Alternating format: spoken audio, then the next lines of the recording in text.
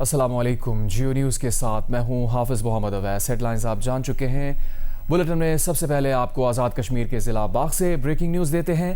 LA-14 ضلع باغ کے تمام پولنگ اسٹیشنز کے غیر حتمی غیر سرکاری نتائج موصول ہو گئے ہیں، جن کے مطابق ایک بڑا اپسیٹ سامنے آیا ہے۔ مسلم کانفرنس کے سربراہ سردار عتیق احمد خان اپنی آبائی نشست پر شکست کھا گئے ہیں۔ یہ نشست جموں کشمیر دست و بازو پارٹی کے سردار ساجد اقبال جیت گئے ہیں۔ ساجد اقبال نے 40,702 ووٹ حاصل کیے، جبکہ سردار عتیق 19,442 ووٹ حاصل کر سکے۔ یوں ساجد اقبال نے سردار عتیق سے دگنے سے زیادہ ووٹ حاصل کیے ہیں۔ سردار عتیق کی آبائی نشست ہے، جس پر ان کے والد سردار عبدالقیوم بھی کامیاب ہوتے رہے ہیں۔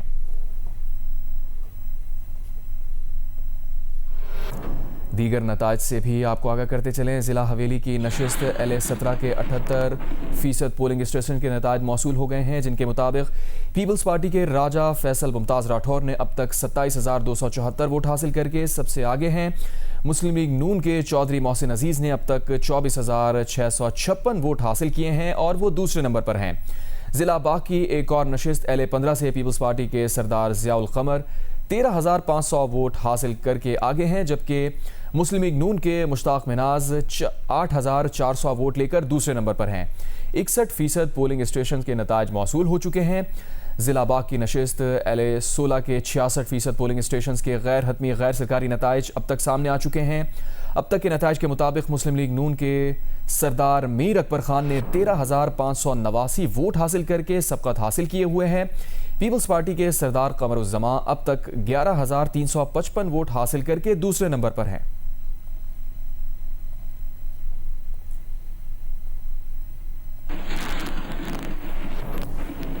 وزیر اعظم شہباز شریف نے آج وفاقی کابینہ کو پاکستان، سعودی عرب اور ترکی کے دفاعی معاہدے سے آگاہ کیا۔ بتایا یہ معاہدہ خطے میں امن، سلامتی اور خوشحالی کے لیے پہلے سے موجود تعاون کا تسلسل ہے۔ یہ معاہدہ دفاعی مقاصد کے لیے ہے، کسی کے خلاف جارحیت کے لیے نہیں ہے۔ وطن عزیز سے دہشت گردی کے خاتمے کا عزم دہراتے ہوئے وزیر اعظم نے کہا، دہشت گردی کے خلاف قربانیاں رائیگاں نہیں جائیں گی۔ وطن عزیز سے دہشت گردی کے ناسور کا مکمل خاتمہ ہوگا۔ آزاد جموں کشمیر کے انتخابات پر وزیر اعظم نے کہا، وہاں عوام نے مسلم لیگ نون پر اعتماد کا اظہار کیا ہے۔ انتخابی نتائج نواز شریف کی قیادت پر اعتماد کا اظہار ہے۔ جلد آزاد کشمیر میں ترقی اور خوشحالی کا سفر شروع ہوگا۔ مسائل کا حل بات چیت سے نکالا جاتا ہے۔ غیروں کے اشارے پر بعض عناصر نے آزاد کشمیر میں حالات خراب کرنے کی کوشش کی۔ نئی حکومت کے آنے کے بعد مذاکرات کا سلسلہ پھر آگے بڑھے گا۔ صرف خرابی کے خواہاں لوگوں کو بے امنی پھیلانے کی اجازت نہیں دیں گے۔ یوم آزادی پر بات کرتے ہوئے وزیر اعظم نے کہا، صوبوں کے ساتھ مل کر 14 اگست بھرپور شان و شوکت کے ساتھ منائیں گے۔ پاکستان کو صحیح معنوں میں قائد کا پاکستان بنائیں گے۔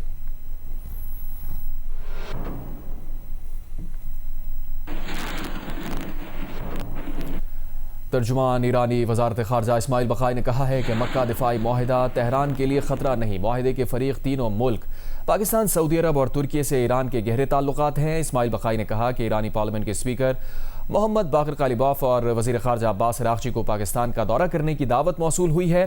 انہوں نے کہا کہ یہ دورہ مناسب حالات میسر آنے پر کیا جائے گا۔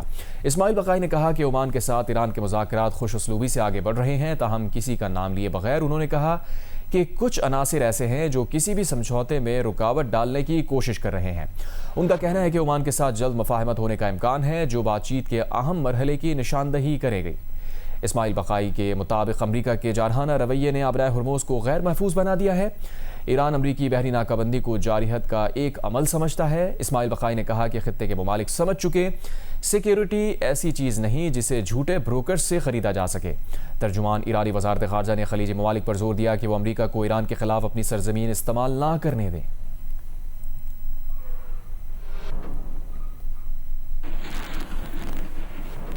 نائب وزیر اعظم و وزیر خارجہ اسحاق ڈار نے ایرانی وزیر خارجہ عباس عراقچی کو فون کیا، انہیں مکہ مشترکہ دفاعی معاہدے کی تفصیلات سے آگاہ کیا۔ انہوں نے سعودی وزیر خارجہ فیصل بن فرحان اور کویتی وزیر خارجہ شیخ جراح جابر الاحمد الصباح سے بھی فون پر بات کی۔ اپنے ایک پیغام میں وزیر خارجہ نے کہا کہ مکہ معاہدہ دفاعی نوعیت کا ہے اور کسی ملک کے خلاف نہیں ہے۔ معاہدے کے تحت تینوں ممالک میں سے کسی ایک پر مسلح حملہ تینوں پر حملہ تصور ہوگا۔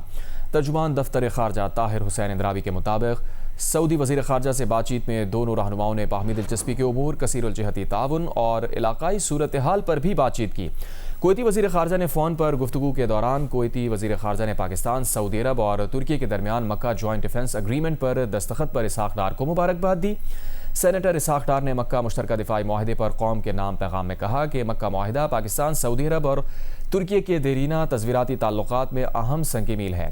انہوں نے واضح کیا کہ مکہ معاہدہ دفاعی نوعیت کا ہے اور کسی ملک کے خلاف نہیں ہے۔ اس کا مقصد بیرونی جارحیت کے خلاف اجتماعی دفاعی صلاحیت اور مزاحمت کو مضبوط بنانا ہے۔ مغربی کولمبیا اور پڑوسی ملک ایکواڈور میں 7.4 شدت کا زلزلہ آیا ہے۔ تباہ کن زلزلے سے کم از کم 111 افراد ہلاک، سینکڑوں زخمی اور لاپتہ ہیں۔ درجنوں عمارتیں گر گئیں، بڑی تعداد میں لوگوں کے ملبے تلے دبے ہونے کی بھی اطلاع ہے۔ ریسکیو ٹیمز لوگوں کو تلاش کر رہی ہیں۔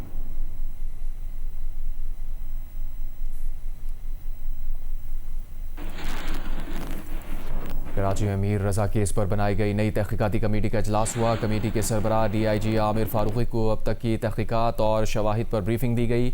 پولیس نے لاش ملنے کے مقام پر واقع گیسٹ ہاؤس پر تالے لگا دیے۔ وہاں کام کرنے والے 6 ملازمین حراست میں ہیں، جن کے بیانات بھی لیے جا چکے ہیں۔ کیس کے وکیل جبران ناصر کا الزام ہے کہ حقائق سامنے لانے والوں کو نشانہ بنایا جا رہا ہے۔ میر رضا کیس کے لیے بنائی گئی نئی 5 رکنی تحقیقاتی کمیٹی کا پہلا اجلاس DIG کرائم برانچ عامر فاروقی کی سربراہی میں ہوا۔ ذرائع کا بتانا ہے کہ سابقہ تفتیشی حکام نے نئی کمیٹی کو اب تک کی تمام تحقیقات اور شواہد سے متعلق بریف کیا۔ بتایا گیا کہ کیس میں دفعہ 365 اور 302 کے بعد دفعہ 201 بھی لگائی گئی، جو شواہد چھپانے یا ضائع کرنے کے شبے میں شامل کی گئی ہے۔ جو ہمیں خدشات ہیں وہ سن رہے ہیں تو انہوں نے سنے، ہمیں جس پہ شک ہے وہ انہوں نے سنا تو انہوں نے سنا، ہمیں لگتا ہے کیا کیا انویسٹیگیٹ کرنا چاہیے انہوں نے اس کو نوٹ ڈاؤن کیا۔ پہلے تو 11 دن یہ ہو رہا تھا ہمارے منہ میں الفاظ ڈالے جا رہے تھے، ہماری سوچ کے زاویے تبدیل کیے جا رہے تھے۔ آج کم سے کم اوپن مائنڈ کے ساتھ بغیر انٹرپشن ہمیں سنا گیا، اس کو ہم ایک پازیٹیو سٹارٹ کہتے ہیں۔ میر رضا کے والد نے نئی تحقیقاتی کمیٹی پر اطمینان کا اظہار کیا ہے۔ اگر یہی چیز ہماری 31 یا 1 کو بن جاتی تو آئی تھنک کہ ہمیں قبر کشائی کی طرف بھی نہیں جانا پڑتا۔ اگر ہم آج جس جگہ پہ پہنچے ہیں، جس جگہ پہ آئے ہیں، تو آج ہمیں تھوڑی سی سیٹسفیکشن ملی ہے۔ پولیس نے میر رضا کی لاش ملنے کے مقام کے قریب گیسٹ ہاؤس پر تالے لگا کر وہاں کام کرنے والے 6 افراد کو حراست میں لیا۔ پولیس کے مطابق مشکوک گیسٹ ہاؤس ایک خاتون کی ملکیت اور لیاقت علی نامی شخص کے نام پر رجسٹرڈ ہے۔ کیمرامین طلحہ خان اور ساتھی رپورٹر کاشف مشتاق کے ساتھ دانیال سید، جیو نیوز، کراچی۔ IG سندھ جاوید عالم اوڈو نے کہا ہے کہ میر رضا کیس بڑا افسوسناک واقعہ ہے۔ ایک بزنس مین کی فوتگی یا قتل ہو گیا۔ ان سب کو اوپن ہارٹ اور مائنڈ کے ساتھ دیکھنے کے لیے نئی کمیٹی قائم کی گئی ہے۔ سکھر میں میڈیا سے گفتگو کرتے ہوئے انہوں نے کہا کہ اب شواہد بالکل تبدیل ہو گئے، نئے شواہد کی روشنی میں ضرورت تھی کہ نئے طریقے سے شروعات کی جائے۔ نئی تحقیقاتی ٹیم کو کہا کہ متاثرہ خاندان اور میڈیا کے ساتھ کمیونیکیشن اوپن رکھیں، کیونکہ اب بڑا افسوسناک واقعہ ہے اور ایک نوجوان اور ایک بڑے اچھے بڈنگ بزنس مین کی ایک فوتگی ہو گئی یا اس کا مرڈر ہو گیا، تو ان سب چیزوں کو اوپن ہارٹ کے ساتھ اور اوپن مائنڈ کے ساتھ دیکھا جائے۔ تو اس سلسلے میں کمیٹی نئی ہے، وہ اپنا کام کرے گی۔ باقی جہاں پہ لیپسز تھے، گو کہ وہ زیادہ ٹیکنیکل لیپسز تھے، لیکن ان سب لیپسز پہ جس پولیس کے افسر یا اس کی ٹیم نے غلط کیا یا انہوں نے کمیشن یا اومیشن کیا ایسا جو کہ نہیں کرنا، تو اس سلسلے میں ایکشن ہو چکا ہے۔ وہاں کے افسران SHO جو DSP ہے وہ ایڈیشنل IG کراچی اس کو سسپینڈ کر چکے ہیں۔ کیس کی جوڈیشل انکوائری نہیں کرانا چاہتے۔ میر رضا کے والد نے اپنے وکیل جبران ناصر کے ذریعے chief justice Sindh high court کو خط ارسال کر دیا۔ دوسری جانب وزیر داخلہ سندھ ضیاء النجار کا کہنا ہے کہ ورثہ نئی تحقیقاتی کمیٹی سے مطمئن ہیں، اس لیے حکومت نے کیس کی جوڈیشل انکوائری کا فیصلہ مؤخر کر دیا۔ میر رضا کے والد میر حسن کیس کی جوڈیشل انکوائری نہیں کرانا چاہتے۔ انہوں نے اپنے وکیل جبران ناصر کے ذریعے chief justice Sindh high court کو خط ارسال کیا، جس میں جوڈیشل انکوائری نہ کرانے کی استدعا کی گئی ہے۔ خط میں کہا گیا کہ سندھ حکومت جوڈیشل انکوائری کی آڑ میں کیس کی تحقیقات سے راہ فرار اختیار کرنا اور جوڈیشل کمیشن کے پیچھے چھپنا چاہتی ہے۔ کیس کی تفتیش کا اختیار پولیس کے پاس ہے۔ میر رضا کے والدین کو عدلیہ پر مکمل اعتماد ہے۔ وہ قانون کے مطابق کیس کی تفتیش اور کارروائی چاہتے ہیں، اور اگر مستقبل میں جوڈیشل انکوائری کی ضرورت ہوئی تو عدالت سے رجوع کیا جائے گا۔ دوسری جانب وزیر داخلہ سندھ ضیاء الانجار نے کہا کہ میئر کراچی نے میر رضا کی والدہ سے بات کر کے شفافیت یقینی بنانے اور متاثرہ خاندان کو اطمینان دلانے کے لیے عدالتی تحقیقات کا فیصلہ کیا۔ تاہم ورثہ کو نئی تحقیقاتی ٹیم پر اعتماد ہے، اس لیے عدالتی کمیشن کے قیام کا فیصلہ مؤخر کر دیا۔ امین انور، جیو نیوز، کراچی۔ آگے بڑھتے ہیں۔ لاہور کے تھانہ ٹاؤن شپ میں پولیس حراست میں 2 خواتین کی ہلاکت کی جوڈیشل انکوائری مکمل ہو گئی۔ انکوائری رپورٹ کے مطابق دونوں خواتین پر تشدد کے شواہد نہیں ملے۔ پوسٹ مارٹم اور فورنزک رپورٹس کی روشنی میں موت کی حتمی وجوہات کا تعین ہو سکے گا۔ دونوں خواتین کی موبائل فون سے بنی ویڈیو بھی منظر عام پر آ گئی۔ میاں عابد کی رپورٹ۔ جوڈیشل مجسٹریٹ کامران کرامت نے ضابطہ فوجداری 176 کے تحت دونوں خواتین کی ہلاکت کی جوڈیشل انکوائری مکمل کر کے رپورٹ ڈسٹرکٹ اینڈ سیشن جج کو جمع کرا دی ہے۔ رپورٹ میں کہا گیا ہے کہ خواتین پر تشدد کے شواہد نہیں ملے، دونوں کو مردہ حالت میں ہسپتال لایا گیا۔ ان کی موت کی حتمی وجوہات کا تعین پوسٹ مارٹم اور فرانزک رپورٹس کی روشنی میں ہو سکے گا۔ اچھا ادھر بیجو آرام نال پیسے دے دیو۔ دونوں خواتین کی ٹاؤن شپ تھانے منتقلی سے کچھ دیر قبل کی ایک ویڈیو بھی منظر عام پر آئی ہے، جس میں دونوں خواتین بی بلاک ٹاؤن شپ کے اس گھر کے باہر کھڑی ہیں جہاں ان پر چوری کا الزام لگا تھا۔ وہ گھر کے مالک عتیق سے تکرار کرتی بھی دکھائی دیتی ہیں۔ دونوں خواتین نے پولیس آنے سے پہلے مبینہ طور پر جائے وقوع سے نکلنے کی کوشش بھی کی۔ جا نہیں سکتی کتنے بھی، جو مرضی کر لے تو۔ پولیس حکام کا کہنا ہے کہ خواتین کی موبائل ویڈیو کو تفتیش کا حصہ بنا دیا ہے۔ فرانزک اور تفصیلی پوسٹ مارٹم رپورٹ آنے کے بعد مزید حقائق سامنے آئیں گے۔ رپورٹر وقاص امان کے ساتھ Mian Abid, Geo news, Lahore. Sindh high court نے کراچی میں مصطفیٰ عامر قتل کیس کے ٹرائل میں تاخیر پر تشویش کا اظہار کرتے ہوئے ٹرائل کورٹ سے مقدمے کا ریکارڈ طلب کر لیا۔ عدالت نے آئندہ سماعت پر التوا سے متعلق رپورٹ بھی طلب کر لی۔ مقتول کی والدہ کا کہنا ہے کہ 1.5 برس سے کیس تاخیر کا شکار ہے اور غیر ضروری التوا لیا جا رہا ہے۔ کراچی میں مصطفیٰ عامر قتل کیس کی پیش رفت کے لیے مقتول کی والدہ نے مقدمے کی سست روی کے خلاف سندھ ہائی کورٹ سے رجوع کر لیا۔ جسٹس اقبال کلہوڑو اور جسٹس عبدالرحمان پر مشتمل بینچ نے درخواست کی سماعت کی اور ٹرائل کورٹ سے مقدمے کا ریکارڈ طلب کر لیا۔ سماعت کے دوران عدالت نے استفسار کیا کہ یہ کون سا کیس ہے، جس پر وکیل مدعیہ افتخار شاہ نے بتایا کہ یہ ملزم ارمغان کا کیس ہے۔ عدالت نے پوچھا کہ کیا مقدمے میں دفعہ 302 شامل کی گئی تھی۔ وکیل نے بتایا کہ ملزم ارمغان کے خلاف متعدد مقدمات ہیں۔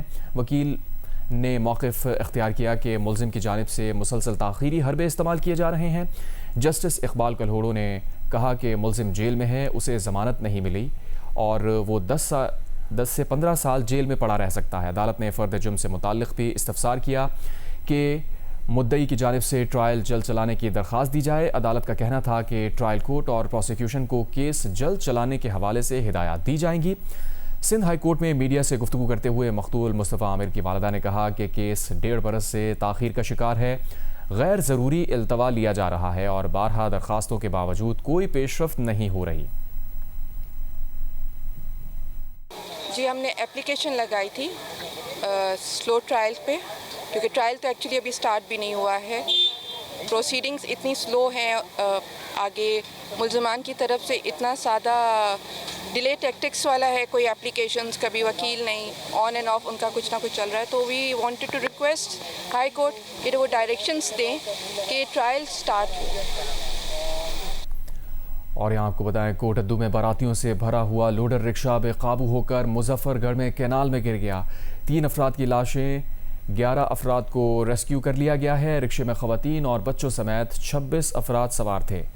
اس پر مزید بھی ڈیٹیل حاصل کریں گے۔ جیو نیوز کے نمائندے عدنان مشتبہ نے جوائن کیا ہے۔ عدنان بتائیے گا کیا ڈیٹیلز ہیں؟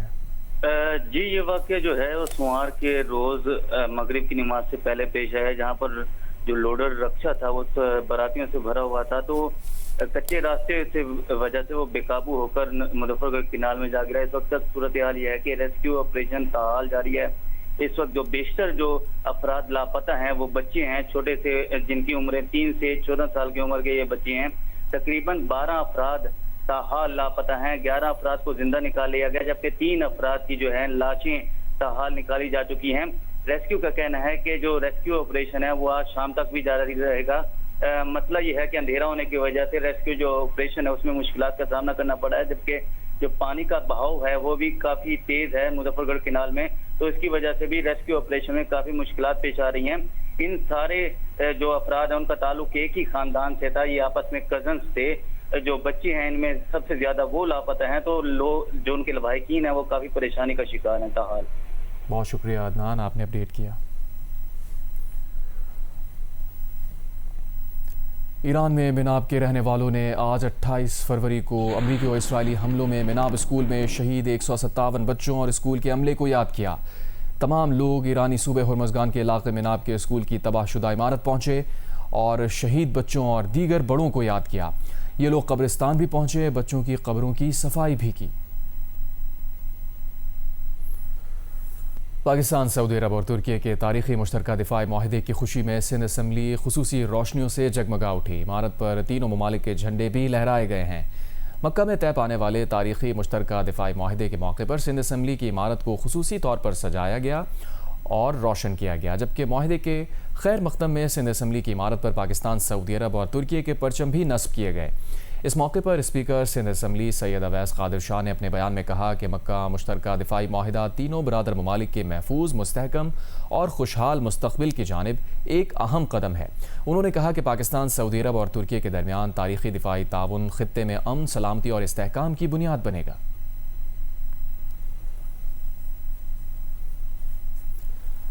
مکہ دفاعی معاہدے کی خوشی میں پنجاب کے مختلف اضلاع میں ریلیاں اور پرچم کشائی کی تقریب منعقد کی گئیں۔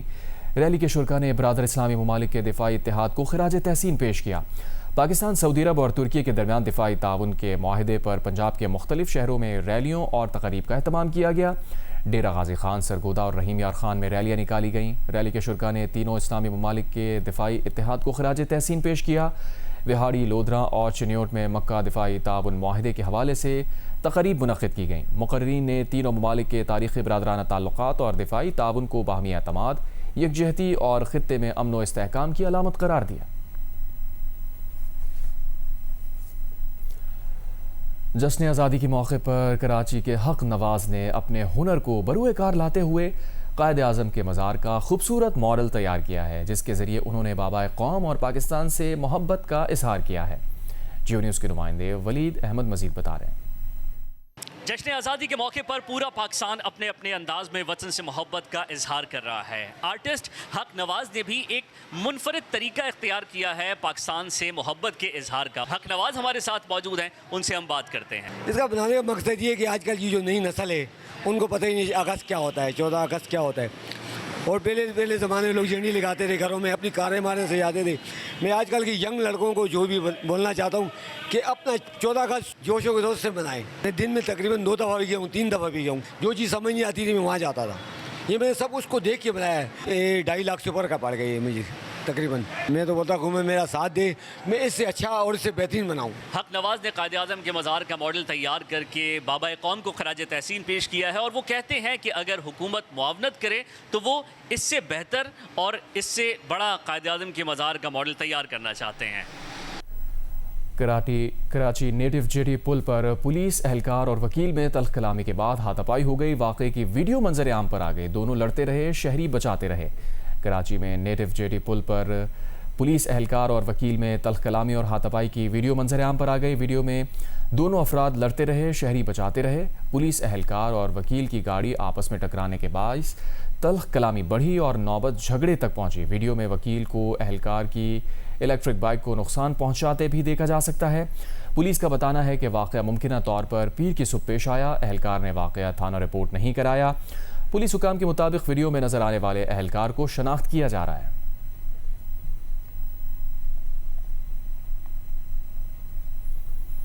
کراچی کے علاقے کلفٹن بلاک 9 میں پیپلز پارٹی کے رکن قومی اسمبلی عبدالقادر پٹیل کے دفتر پر فائرنگ کا مقدمہ تھانہ بورڈ بیسن میں درج کر لیا گیا۔ ایف آئی آر کے مطابق مسلح شخص یا افراد نے چلتی گاڑی سے فائرنگ کی اور فرار ہو گئے۔ واقعے کے وقت عبدالقادر پٹیل دفتر میں موجود تھے، کوئی جانی نقصان نہیں ہوا۔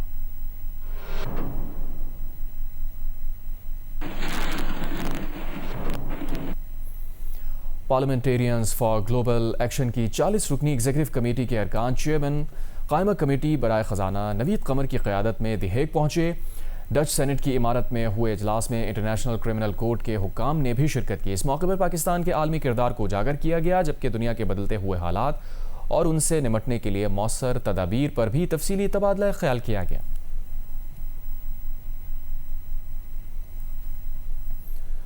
قومی عوامی تحریک کے سربراہ ایاز لطیف پلیجو ریاست مخالف بیانی سے متعلق NCCIA کے نوٹس پر آج تفتیشی افسر کے سامنے پیش ہو گئے۔ ایاز لطیف پلیجو کارکنان کی ریلی کے ہمراہ NCCIA کے دفتر پہنچے، جہاں اسے تفتیشی افسر نے پوچھ گچھ کی۔ اس موقع پر قومی عوامی تحریک کے کارکنان کی بڑی تعداد دفتر کے باہر موجود تھی، جبکہ سیکیورٹی کے سخت انتظامات کیے گئے تھے۔ ذرائع کے مطابق تفتیشی افسر نے ایاز لطیف پلیجو کو سوال نامہ بھیجنے کا عندیہ دیا، جس کے جوابات ایاز لطیف پلیجو بذریعہ ڈاک فراہم کریں گے۔ NCCIA کے دفتر کے باہر میڈیا سے گفتگو میں ایاز لطیف پلیجو نے کہا کہ سندھ میں میرٹ نہیں ہے، کراچی کے نوجوان پانی کے لیے دربدر ہیں، نوجوان ڈگریاں لے کر دربدر ہیں۔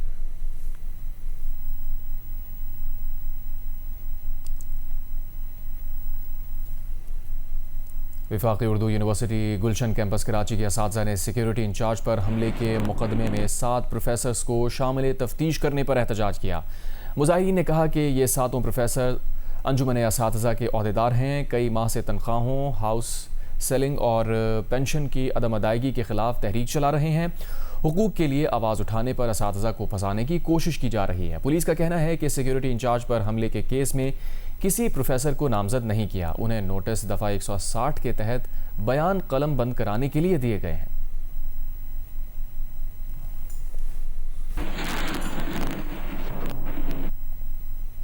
لاہور میں ادارہ منہاج الحسین میں بی بی سکینہ بنت حسین رضی اللہ تعالیٰ عنہ کی شہادت کی مناسبت سے سالانہ مجلس اعزاء منعقد ہوئی۔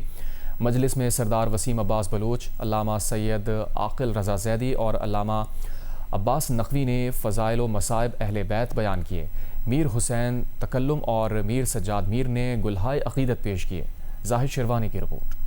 ادارہ منہاج الحسین جوہر ٹاؤن لاہور میں منعقدہ مجلس اعزاء میں سید فردین کاظم نقوی نے منقبت خوانی کی، جبکہ شورائے اہل بیت میر حسین تکلم اور میر سجاد میر نے امام عالی مقام کے حضور گلہائے عقیدت پیش کیے۔ سردار وسیم عباس بلوچ نے اپنے مخصوص انداز میں مصائب بی بی سکینہ بنت حسین بیان کیے۔ علامہ آل عباس نقوی سمیت دیگر ذاکرین نے بھی فضائل و مصائب اہل بیت بیان کیے۔ ذاکرین کا کہنا تھا کہ اسوہ حسینی پر چل کر ہی باطل قوتوں کا مقابلہ کیا جا سکتا ہے۔ جب کبھی غیرت انسان کا سوال آتا ہے، بنت زہرا تیرے پردے کا خیال آتا ہے۔ اس موقع پر ترجمان مقتل سجاد نے نوحہ خوانی کرتے ہوئے امام عالی مقام سمیت دیگر شہدائے کربلا کو پرسہ پیش کیا، جس پر شرکا نے گریہ کیا اور ماتم داری کی۔ اختتام مجلس پر نیاز امام حسین کا بھی اہتمام کیا گیا تھا۔ کیمرامین اے عدنان کے ساتھ زاہد شیروانی، جیو نیوز، لاہور۔ ایران کے سپریم لیڈر مجتبیٰ خامنہئی نے 6 ٹاپ ملٹری کمانڈرز تعینات کر دیے۔ ایرانی وزیر خارجہ عباس اراغچی نے کہا عہدہ سنبھالنے پر ان کمانڈرز کو مبارکباد دی۔ احمد وحیدی کو میجر جنرل کے عہدے پر ترقی دے کر پاسداران انقلاب کا کمانڈر ان چیف مقرر کیا گیا ہے۔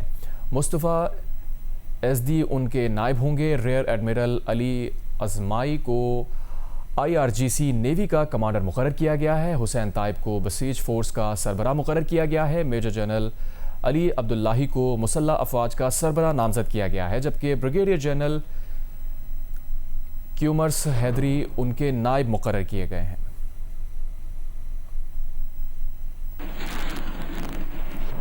امریکی صدر ڈونلڈ ٹرمپ نے کہا ہے کہ وہ ایران سے ہرجانہ طلب کریں گے۔ ایک بیان میں انہوں نے کہا کہ وہ یہ ہرجانہ ایرانی مطالبے کے جواب میں طلب کریں گے، جس میں ایران نے کہا ہے کہ امریکہ کئی ماہ تک جاری رہنے والی جنگ کے نقصانات کا ازالہ کرے۔ ٹرمپ نے کہا ایران نے ابھی تک تو کسی مذاکرات یا ملاقات میں یہ بات نہیں کی، اب وہ اچانک ہرجانے کا مطالبہ کر رہا ہے۔ ٹرمپ نے کہا وہ ایران سے ان تمام لوگوں کے لیے ہرجانے کا مطالبہ کر رہے ہیں جنہیں ایران نے سڑک کنارے نصب بموں اور متعدد تنازعات کے ذریعے ہلاک یا زخمی کیا۔ وہ امریکی بحری جہاز USS کول پر ہلاک ہونے والوں کے اہل خانہ کے لیے بھی ہرجانے کا مطالبہ کر رہے ہیں۔ ٹرمپ نے کہا کہ ایران کو پچھلے 50 برسوں کے دوران وہاں ہلاک ہونے والے مظاہرین کے اہل خانہ اور گزشتہ 5 ماہ میں ہلاک ہونے والے 52,000 افراد کو بھی ہرجانہ ادا کرنا چاہیے۔ ٹرمپ نے بتایا کہ انہوں نے امریکی مذاکرات کاروں کو اس بارے میں ہدایت دی ہے۔